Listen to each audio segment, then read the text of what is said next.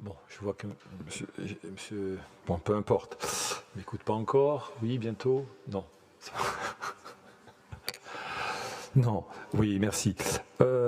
Monsieur le Président exécutif, tout d'abord, merci de rappeler que la réalisation de ce point d'étape avait été à l'époque une demande, et je dois reconnaître à mon tour que vous avez effectué donc un travail de ce point de vue-là de qualité.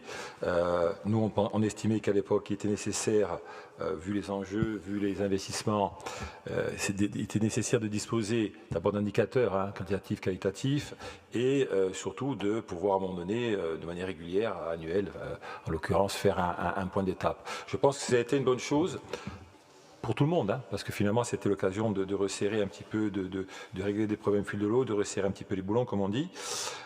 Effectivement, nous on avait au départ trois préoccupations majeures. Bon, la première, c'était des préoccupations, mais c'était surtout des remontées terrain. La première, c'était les difficultés à établir des conventions tripartites. Bon, ça, il semble que ça se soit résolu progressivement. Il y avait également des problèmes d'adressage qui étaient liés notamment au retard pris dans les arrêtés d'attribution des appels à projets, mais effectivement, là-dessus, on n'a plus beaucoup de remontées terrain. Et enfin, il y avait un problème un peu plus, je dirais, de fond, parce que qui engageait, je dirais, la pérennité de l'équipement sur le long terme, c'était la proportion de déploiement souterrain. Pardon, c'est la part de déploiement souterrain par rapport à l'aérien, c'est-à-dire une proportion de déploiement par des poteaux aériens, etc., qui était, selon nous, un petit peu supérieure à la moyenne et qui, justement, à terme, pouvait mettre pas en péril, mais en tout cas, mettre en cause la qualité de l'équipement au moment où nous allons le récupérer, c'est-à-dire dans une trentaine d'années. Alors, bon, comme je vous disais, effectivement, beaucoup de problèmes ont été résolus avec le temps et avec, je pense aussi, un peu plus d'expérience de la part des équipes qui étaient en charge de ce déploiement. Mais effectivement, je pense qu'il faut se retourner aujourd'hui plus vers l'avenir. On est à peu près à 85%, enfin on sera au 31-12 à 85% des prises qui sont construites. Bon, la commercialisation, bien sûr, elle est un peu décalée dans le temps. Ce qui s'est passé, en fait, pour faire juste un petit rappel, mais je pense que tout le monde s'en souvient, c'est que la convention initiale avait été modifiée suite à la crise Covid et que les contraintes avaient été allégées. Parmi ces contraintes qui avaient été allégées, il y avait bien sûr un peu plus de temps dans le planning, un peu plus de marge de manœuvre dans le planning. Il y avait aussi de mieux définir les modalités de traitement des adressages.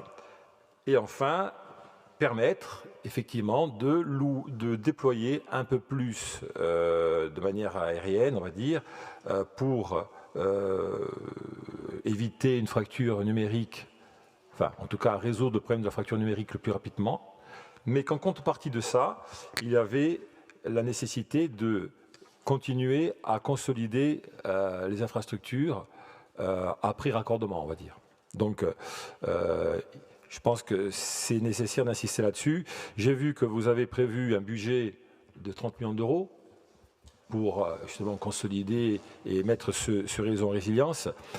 C'est une somme importante, mais quand on la ramène au budget donc, de migration de à peu près 300 millions d'euros, je crois, si j'ai bien compris, c'est ça, donc c'est à peu près 10% du budget de migration initiale, c'est pas grand-chose. C'est pas grand-chose parce que l'impression qu'on a, quand on se balade sur les routes, notamment départementales, c'est qu'il y a quand même beaucoup de travail. Il restera beaucoup de travail à faire, quand même, je pense. D'accord.